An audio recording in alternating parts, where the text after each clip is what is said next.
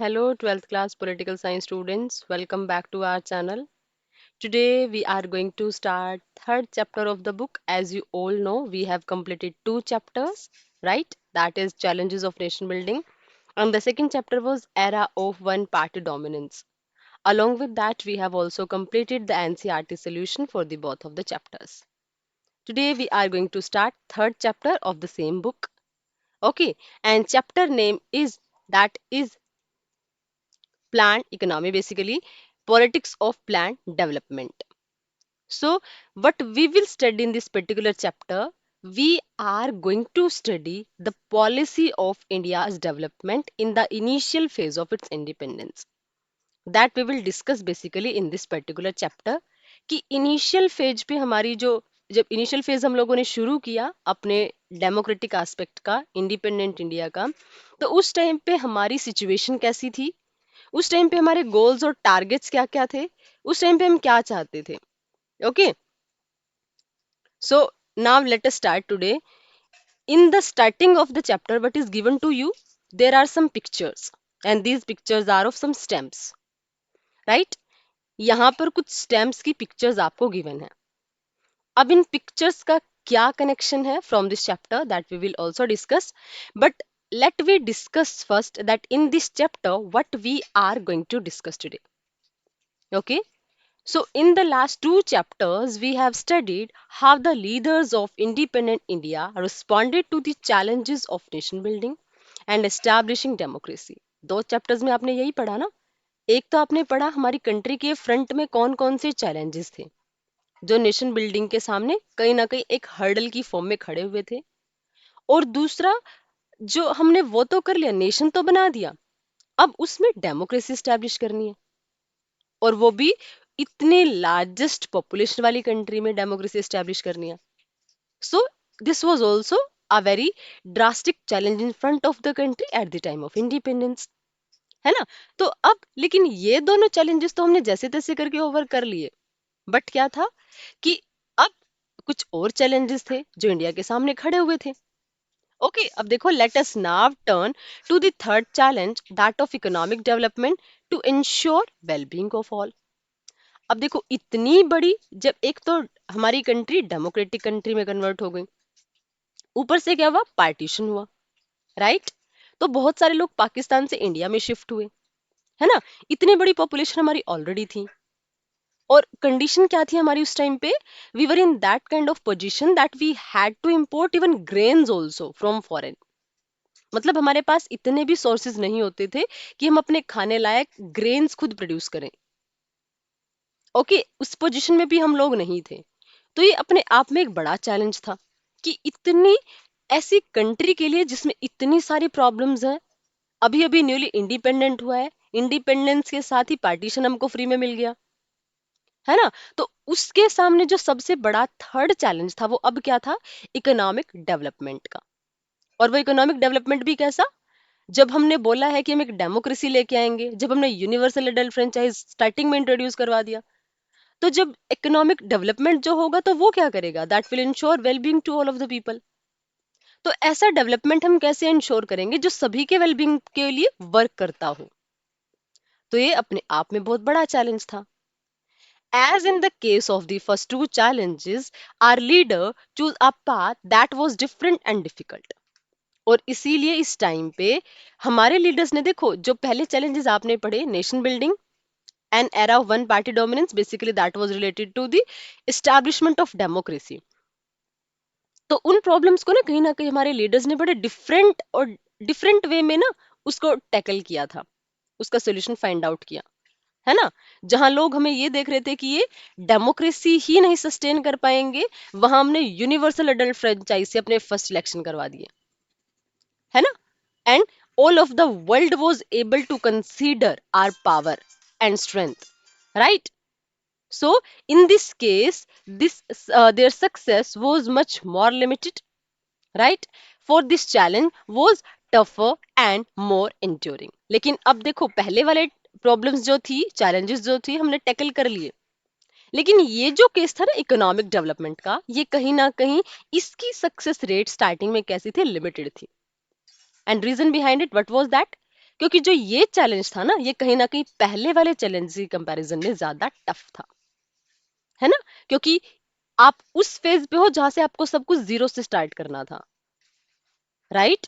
क्योंकि अभी तक हमें डेमोक्रेटिक एक्सपीरियंस नहीं थे, इलेक्शन तो करवा दिए, अब जो गवर्नमेंट बनी है तो गवर्नमेंट मतलब आंसरेबल गवर्नमेंट बनी है, तो वो गवर्नमेंट कैसे इतनी बड़ी कंट्री के लिए सबके लिए वेलबींग इंश्योर करवाने वाली है, right? So in this chapter we study the story of political choices involved in some of the key question of economic development. तो इस चैप्टर में हम यही स्टडी करेंगे पॉलिटिकल चॉइसेस की, जो की क्वेश्चन इकोनॉमिक डेवलपमेंट के रिगार्डिंग इस चैप्टर में इंक्लूड हैं। और इस चैप्टर को रीड करने के बाद आप क्या समझ पाओगे, what you will be able to explain what were the key choices and debates about development. Development की कौन कौन सी डिबेट्स थी और कौन कौन सी की चॉइसेस थी, मतलब कौन कौन से मैनर हमारे सामने थे, ऑप्शंस हमारे सामने थे, और उसके रिलेटेड कौन सी डिबेट्स थी। क्योंकि डेवलपमेंट जब होगा तो few of the people will be in the favour of that particular thing, और कुछ लोग होंगे जिससे उनको प्रॉब्लम होगी, है ना? So how we were going to tackle these debates, that was itself a big challenge. और सेकंड क्या था, which strategy was adopted by our leaders in the first 2 decades and why. उसके बाद हमारे लीडर्स ने कौन सी स्ट्रैटेजी अडॉप्ट की स्टार्टिंग के 2 decades में, क्योंकि देखो ये इनिशियल फेज था। यहाँ हम जो पॉलिसी अडॉप्ट करेंगे, जो स्ट्रैटेजी अडॉप्ट करेंगे, कहीं ना कहीं वो हमारी कंट्री को लार्ज स्केल पे लॉन्ग इम्पैक्ट डालने वाली थी, राइट? तो इंडिया ने ऐसी स्ट्रैटेजी जो अडॉप्ट की, तो कौन सी तो वो स्ट्रैटेजी थी और क्यों वही स्ट्रैटेजी हम लोगों ने अडॉप्ट की, you will be able to answer that thing also. And third, what was the main achievement and limitations of that strategy, of this particular strategy। यानी जो स्ट्रैटेजी हम लोगों ने इंट्रोड्यूस करवाई, यूज की, तो उसकी कुछ अचीवमेंट्स, मतलब India what we were able to achieve, वो हमारी अचीवमेंट्स हम लोग स्टडी करेंगे। और उसकी लिमिटेशंस, मतलब प्रॉब्लम्स क्या रही, क्या और किया जा सकता था कि अगर हम उस सॉल्यूशन को अडॉप्ट करते तो शायद इंडिया की पोजीशन इमेज कुछ और होती।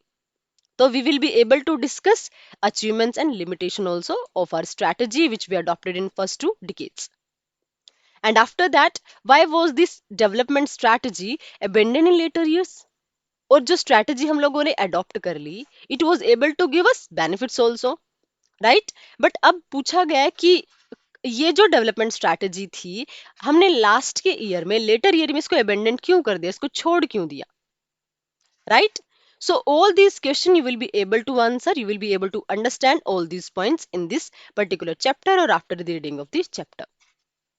I hope the major concern of the chapter is clear to all of you, and at least you are able to get the rough idea what we are going to discuss in this particular chapter. Okay, so अब मैंने जो आपको starting में दिखाई थी stamps, okay, अब देखो इन stamps को अगर आप इन पिक्चर्स को ध्यान से देखते हो, what you will be able to see, ये जो सारी पिक्चर्स है ना, ये आपको, ये जो स्टेम्प्स की पिक्चर्स हैं, these are showing the developments of the country. अगर आप देखोगे तो कहीं पे डैम्स बने हुए हैं, है ना? कहीं पे आपको दिख रहा है रेलवे डेवलपमेंट, आपको दिख रहा है, राइट? कहीं पे आपको व्हीट रेवोल्यूशन, मतलब हमारी कंट्री की ग्रेन के एरिया में इंडिपेंडेंस होती शो हो रही है।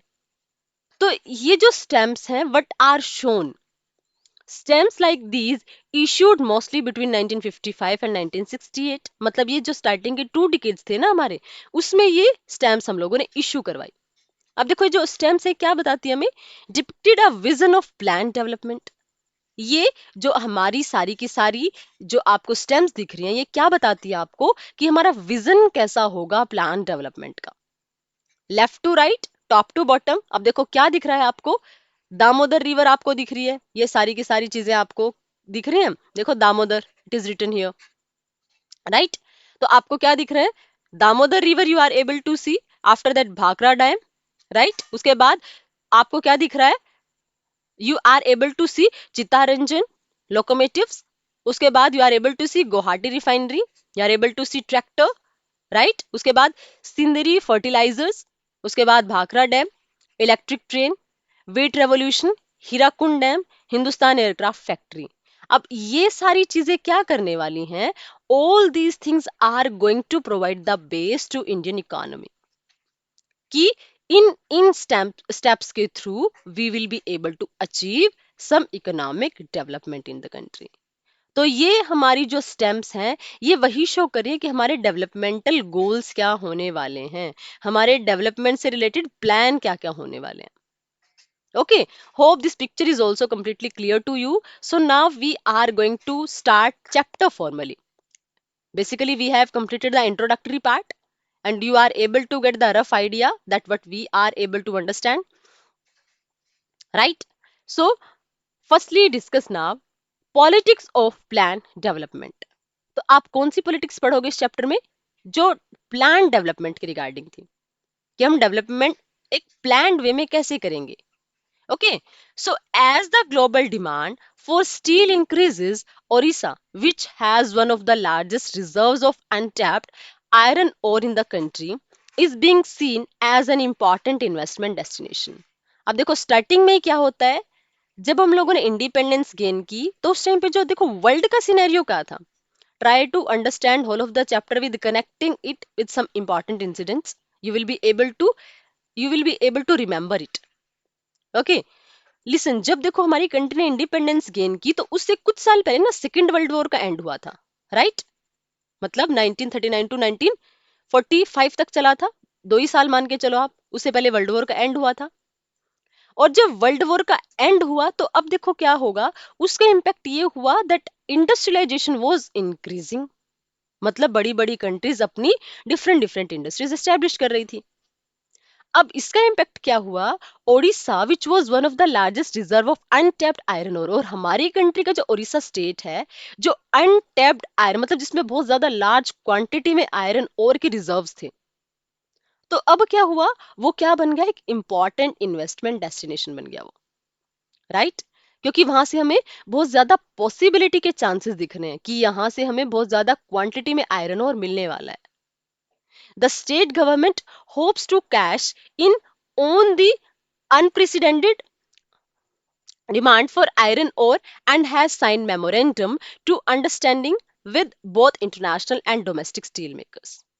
अब देखो यहाँ पे क्या हुआ, जैसे ही ये पता चला ना कि ओडिशा में बहुत ज्यादा आयरन ओर के कहीं ना कहीं रिजर्व्स हैं, तो इसका पॉजिटिव इम्पैक्ट क्या पड़ा.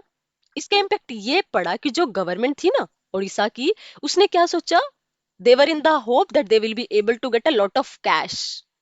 क्यों? क्योंकि जो आयरन ओर होगा उसके रिगार्डिंग उन्होंने मेमोरेंडम साइन कर लिए, इंटरनेशनल लेवल पे भी नेशनल लेवल पे भी. किसके साथ, जो स्टील मेकिंग इंडस्ट्रीज थी, अथॉरिटीज थी, उनके साथ उन लोगों ने मेमोरेंडम साइन करने शुरू कर लिए, एक टाइप से एग्रीमेंट करने शुरू कर दिए.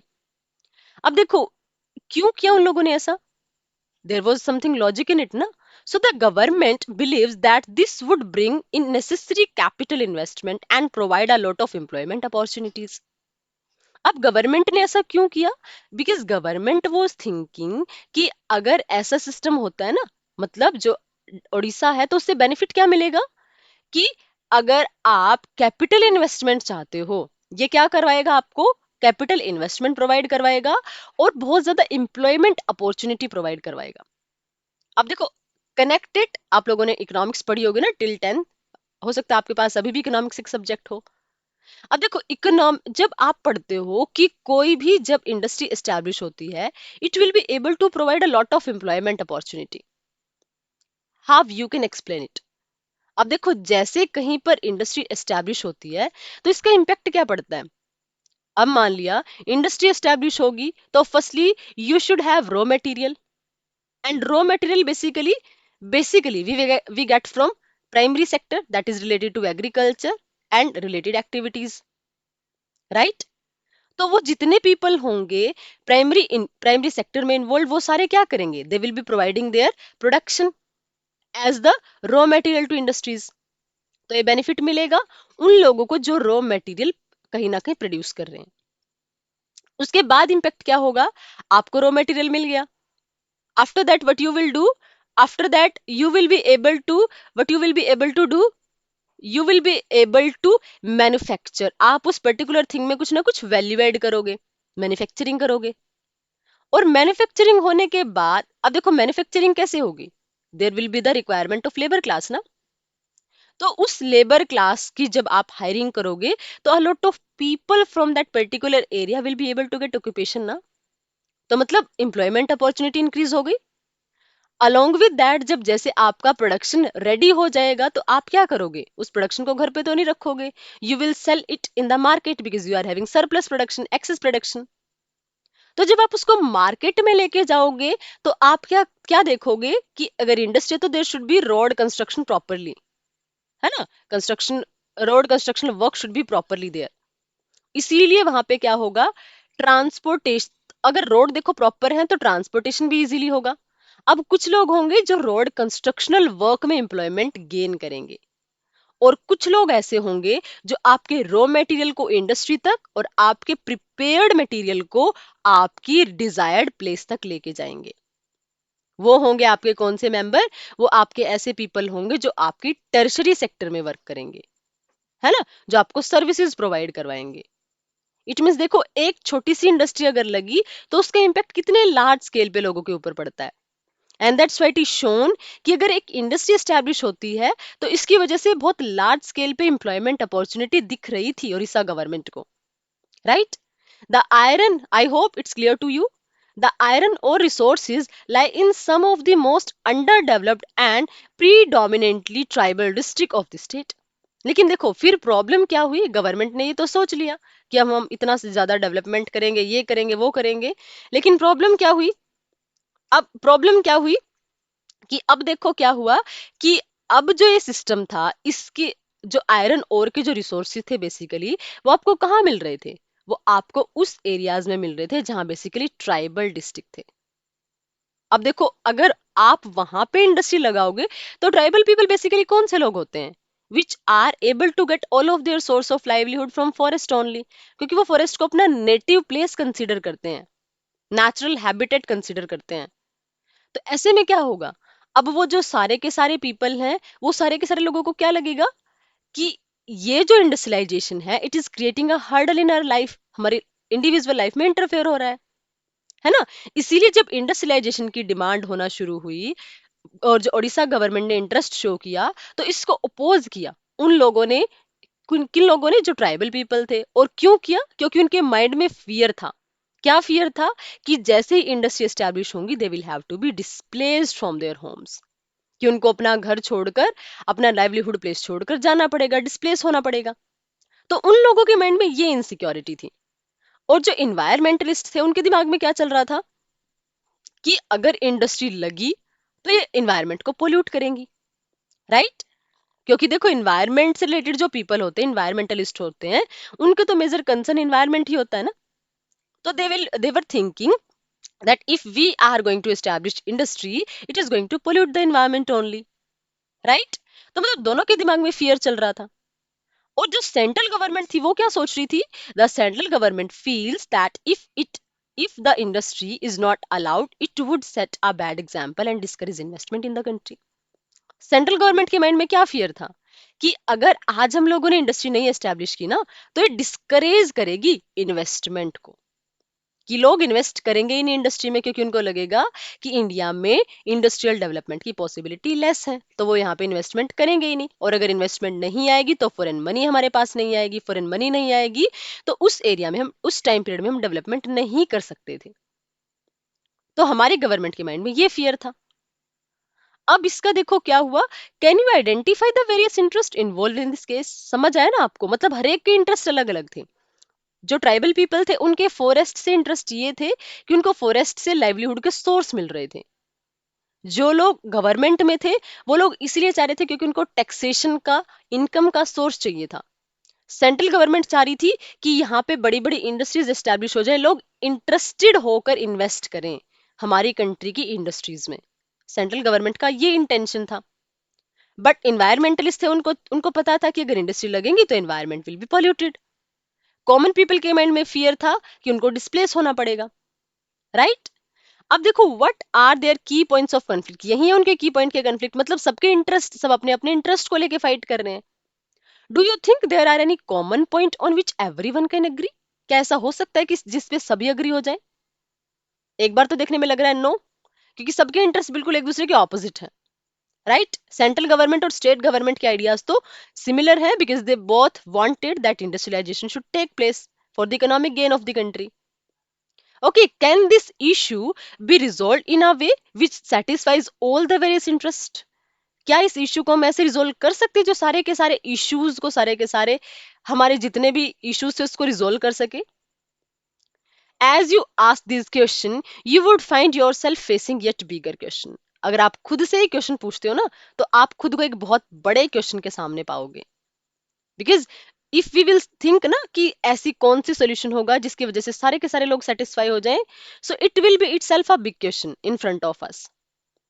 Okay, so what kind of development does Odisha need? तो क्या एक्चुअल में अब ओडिशा की नीड क्या थी? कौन सा डेवलपमेंट उनको चाहिए था? इंडस्ट्रियल डेवलपमेंट जो ट्राइबल लोगों के इंटरेस्ट को खत्म कर दे, ट्राइबल लोगों का इंटरेस्ट जो हमारी कंट्री में इकोनॉमिक पॉसिबिलिटीज को ही खत्म कर दे, स्टेट गवर्नमेंट का इंटरेस्ट जो कहीं ना कहीं इकोनॉमिक एस्पेक्ट्स के ऊपर लोगों की लाइवलीहुड का सोर्स छीन ले, इन्वायरमेंटलिस्ट का कंसर्न कि इन्वायरमेंट को ही सिर्फ हम फोकस में रखें, उसके बाद हमारे डेवलपमेंट के ऊपर कोई फोकस ही ना किया जाए. तो एक्चुअल में आखिर में ओडिशा की नीड क्या थी? कौन सा डेवलपमेंट प्लान था जो उड़ीसा के लिए रिक्वायर्ड था? Right. Indeed whose need can be called Odisha's need? और किसकी नीड को आप बोलोगे कि उड़ीसा की नीड है? कॉमन पीपल की नीड्स को, इन्वायरमेंटलिस्ट की नीड को, सेंट्रल गवर्नमेंट की नीड को, या फिर स्टेट गवर्नमेंट की नीड को? तो ऐसे ही सारी की सारी कंट्री में कन्फ्लिक्ट्स थे हमारी कंट्री में, क्योंकि इकोनॉमिक प्रॉस्पेरिटी गेन करना that was not a easy task at that particular time. So it was a big challenge for the attainment of economic development at that drastic situation. And how did we tackle it? How we were able to find the solution कि हमारा development भी हो जाए और लोगों को कोई harm भी ना पहुंचे. ओके, सो यही है हमारी पॉलिसी ऑफ प्लान डेवलपमेंट. तो हमारे कंट्री के लीडर्स ने कैसे इन सारी की सारी प्रॉब्लम्स को टैकल किया, that we will study in this particular chapter. Hope this first part by which you are able to get base of the chapter कि कंट्री के सामने क्या प्रॉब्लम्स थी. Hope you are able to understand this particular part. Next part of the chapter we will do in next video. If you are having any kind of doubt and query, you can ask your question in comment section. Okay, till then keep learning, stay connected. Thank you, thanks a lot.